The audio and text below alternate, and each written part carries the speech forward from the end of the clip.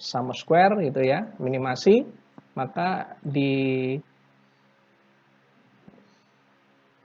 analisis faktor kita memakai apa yang disebut dengan metode komponen utama. Jadi untuk mencari betanya kita memakai metode komponen utama.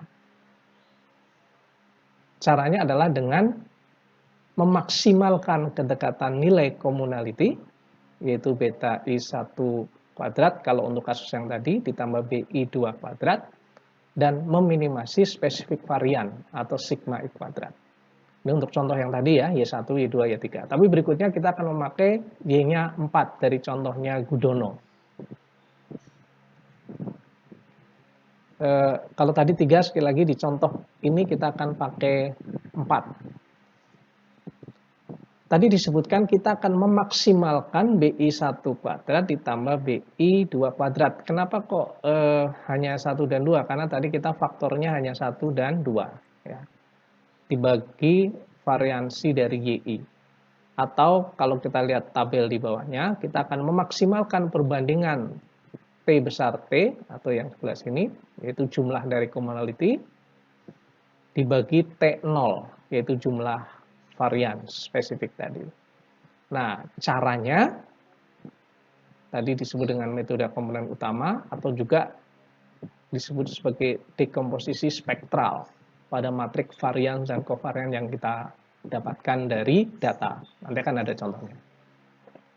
Ide dari dekomposisi spektral ini adalah mengubah matriks varian kovarian, yaitu yang ditulis dalam S ini, ya, ke matriks vektor eigen dan matriks diagonal nilai eigen. Jadi kalau kita, nanti akan saya jelaskan di belakang, contoh. Kalau kita punya sebuah data itu kalau kita hitung matriks varian dan kovarian ketemu, tapi kita dekati dengan cara nilai eigen dan vektor eigen. Ya, nanti ada contohnya. Kalau kita lihat di yang bagian bawah itu C D kali C transpose, ya. D itu kita akar. Jadi D tadi matriks diagonal ya. Kemudian kita akar, maka D bisa kita tulis sebagai perkalian dari matriks akarnya. Ini di teorema trigonometrik ini bisa dibuktikan nanti. Sehingga D itu kita tulis ulang di sebelah sini menjadi perkalian dari D pangkat setengah dikalikan D pangkat setengah.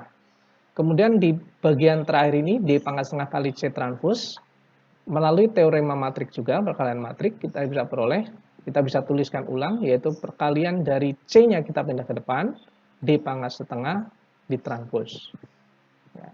Nah, solusi ini kita sebut sebagai solusi komponen utama. Caranya dekomposisi spektral, hasilnya sebagai komponen utama. Anda perhatikan bahwa bentuk CD pangkat setengah dalam kurung dikalikan CD pangkat setengah transpose itu mirip bentuknya dengan yang dimodelkan pertama tadi. Ini akan kita pakai untuk menaksir, sekali lagi, matrik varian dan kovarian. Maaf. Misal ya, ini ada contoh nilai ujian matematika, fisika, bahasa, dan sosial. Kita sepakat bahwa Y1, Y2 ini mewakili kemampuan angka, Y1, Y2 mewakili kemampuan angka, yaitu F1, kemudian Y3, Y4 mewakili kemampuan bahasa. Ini diambil dari bukunya Gudono. Ini modelnya agak sedikit berbeda ya, tetapi intinya sama. Kemudian hipotesanya yang ada di bawah ini, yaitu Y1, Y2 masuk F1, Y3, Y4 masuk F2. Ini juga ada sedikit perbedaan lambang. Kalau tadi itu S ya, kalau ini sigma, ini ada beta 1, beta aksen. Tapi intinya sama ya. Kita coba lihat contoh dari bukunya Gudono tadi ya. Ini yang sebelah kanan sini itu ada matriks berupa Y1, Y2, Y3, Y4. Kalau kita cari matriks varian dan kovarian, itu hasilnya yang di sini ya.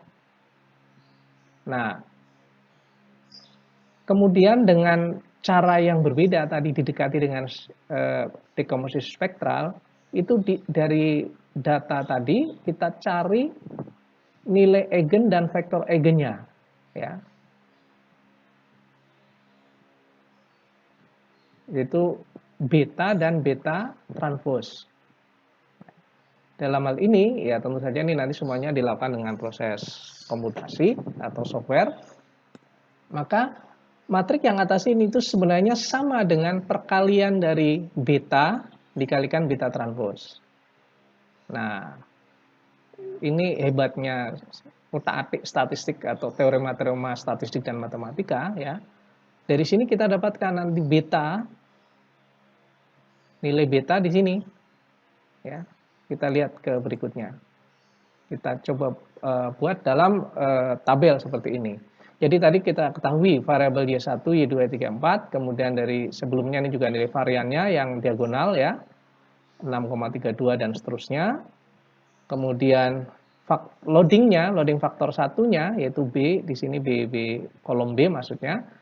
Tinggal kita pindahkan saja nilai 2,435, 2,536, 1036, 0,551 ke sini kolom B. Hal yang sama untuk ini minus 0,54, minus 0,66 dan seterusnya kita pindah di kolom C atau faktor 2. Kemudian communality tadi rumusnya adalah beta I 1 kuadrat ditambah beta I 2 kuadrat, artinya kolom B kuadrat ditambah kolom C kuadrat.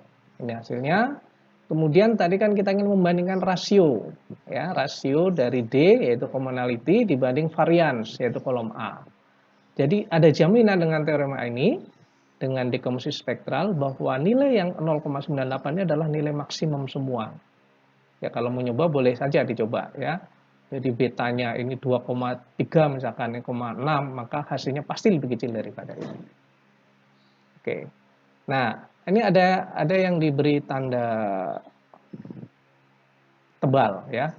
Kalau Anda bandingkan misalkan, ya, ini Y1 di kolom B dan kolom C, maka nilainya lebih besar di kolom 1. Maaf, di kolom B atau faktor 1.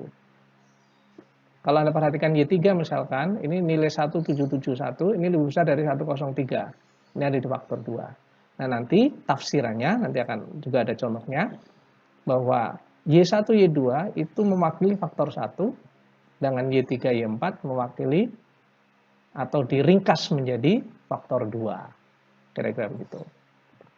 Ini hanya gambaran secara hubungan. Nanti kita akan belajar lebih lanjut ini di SEM, ya, pekan berikutnya. Hasil tadi, misalkan kita kembali ke yang Y tadi, ya, Y3 maaf. Ini Y3 faktor loading untuk faktor 1 1,036 dan faktor 2-nya 1,77. Ini bagi sebagian orang ini belum terlalu kuat, belum terlalu tegas memisahkan apakah dia ikut di faktor 1 atau di faktor 2. Maka kita perlukan apa yang disebut dengan metode rotasi. Jadi kita rotasikan atau secara mudahnya ya kita transformasikan begitu, ya. Teknik transformasi data ini sangat umum di statistik atau matematika. Tujuannya adalah untuk mendapatkan struktur loading yang lebih sederhana dan lebih mudah diinterpretasikan. Ada beberapa metode. Yang satu ortogonal, yang terkenal adalah Varimax dan Quartimax. Ya, ini tentu saja tidak mudah secara teori, ya. Tapi nanti tentu saja kita kalau pakai SPSS atau pakai R itu ya hanya tinggal diketikkan saja perintahnya. Tapi di balik itu ada perhitungan, ada teorema-teorema yang cukup rumit. Dan yang kedua adalah metode oblik, ya, tidak harus ortogonal. Ini rumus metode Varimax, ya. Nanti dipelajari lebih lanjut, silakan. Nah, oke, yang terakhir ini, ya, kita materi kita itu contoh penggunaan SPSS untuk data yang tadi Gudono, ya. Kalau tadi kan disebutkan, kita coba kembali ke yang ini, ya. Jadi dari sini secara manual kita peroleh matrik kovarian-kovarian, kemudian didapatkan nilai eigen dan vektor eigen sehingga didapatkan loadingnya. Kalau dengan SPSS tentu saja langsung bisa kita lakukan, tinggal klik begitu, nah keluarnya seperti ini. Ini hanya deskriptif statistik, kemudian bawahnya adalah covariant matrik ya, correlation matrik.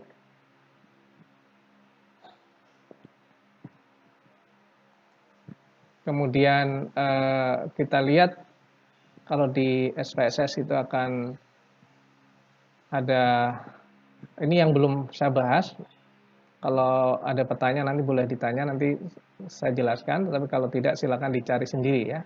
Jadi salah satu cara untuk melihat apakah analisis faktor itu sudah cukup tepat atau belum, atau dapat digunakan atau tidak, itu dari pengujian Kaiser-Meyer-Olkin atau KMO Bartlett test ya.